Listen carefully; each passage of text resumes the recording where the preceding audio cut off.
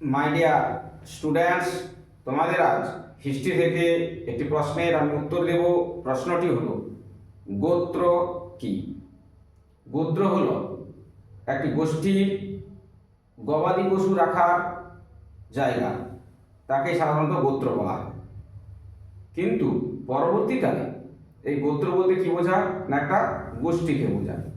একটা পূর্বপুরুষদের নির্ধারণ করা উত্তরাধিকার সূত্রে ক্ষেত্রে এটি প্রযোজ্য হয় যে একই গোত্রের মানুষ তারা।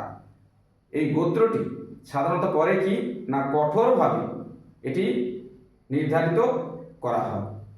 কিন্তু বৈদিক যুগের ক্ষেত্রে এই গোত্র বলতে সাধারণত কি বোঝানো হতো না, এক গোষ্ঠী কি গবাদি পশু রাখার স্থান, তাকেই সাধারণত কি বলা হতো, গোত্র বলা হতো।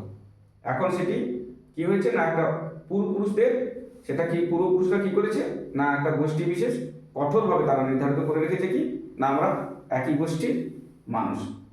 এই জন্য একই গোত্রটাও ব্যবহার করে যে আমরা একই গোত্রের মানুষ। বুঝতে পারলে নিশ্চয়ই তোমরা। আর যদি বুঝতে না পারো তাহলে তোমরা কমেন্ট করবে, আর যদি বুঝতে পেরে থাকো চ্যানেলটা ফলো দিয়ে সাবস্ক্রাইব করে পাশে থাকবে পরের প্রশ্নের উত্তর পাওয়ার জন্য।